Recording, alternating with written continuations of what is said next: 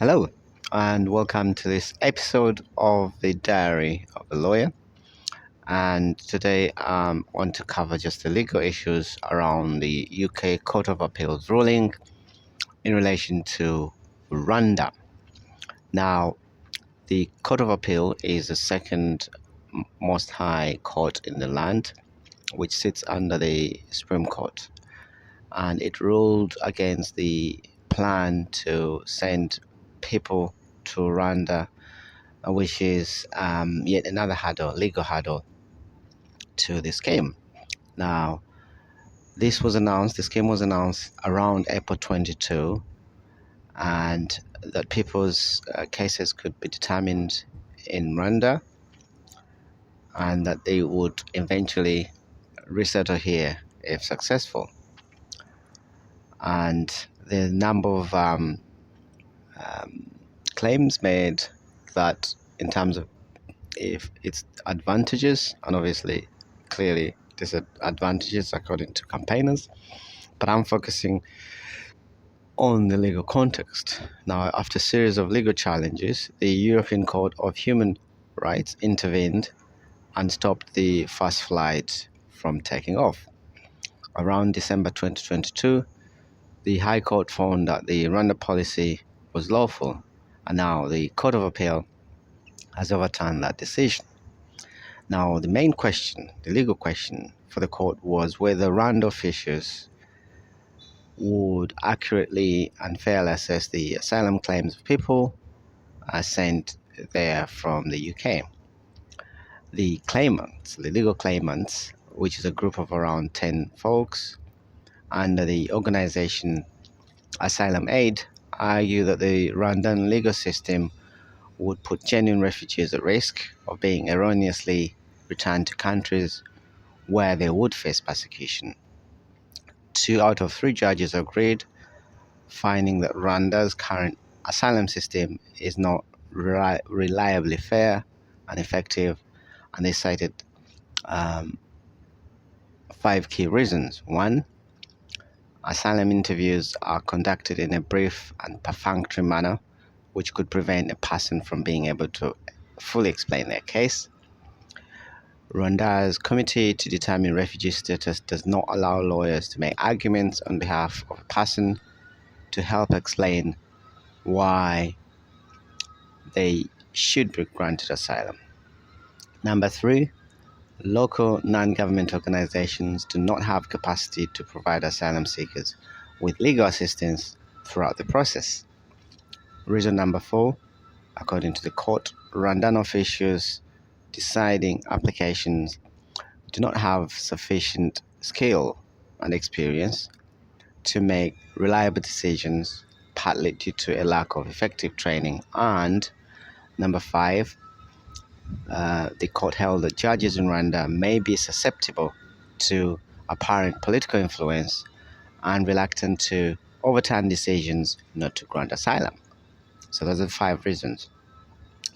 The court also noted that there was nothing to indicate that Rwanda was not trying its best to determine asylum claims fairly, and Lord Justice Underhill observed that, quote, aspiration and reality did not necessarily coincide, end quote.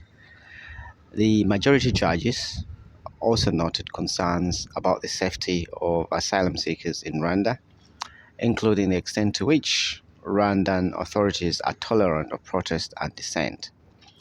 For example, they said it was widely reported that in 2018, Rwandan police shot and killed 12 refugees who were protesting a reduction in their food rations.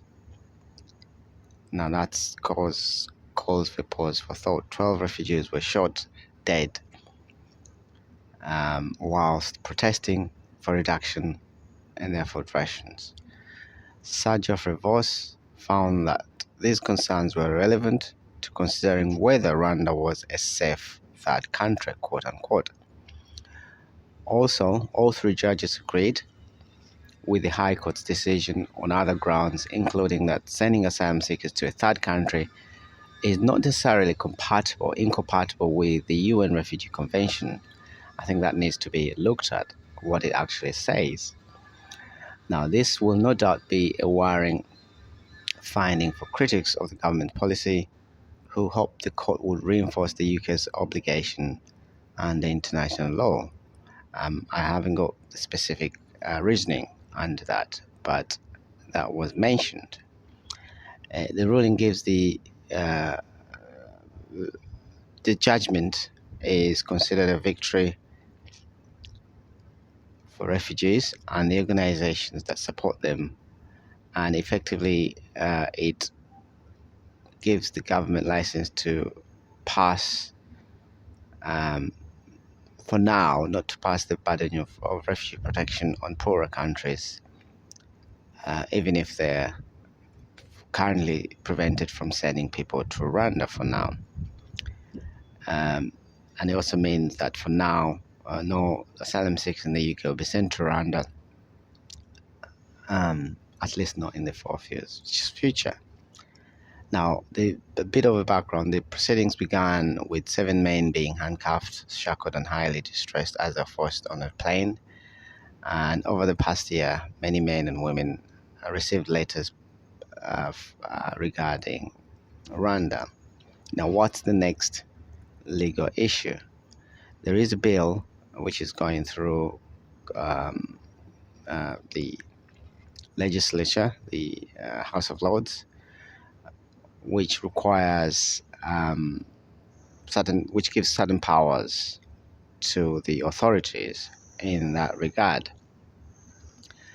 But there seems to be academic consensus that there is little or no evidence suggesting that changes in destination country policies have an impact on deterring people.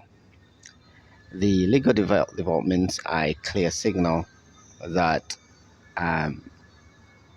the courts are determined to provide more scrutiny and rational scrutiny to decisions made by the decision makers and the executive in particular.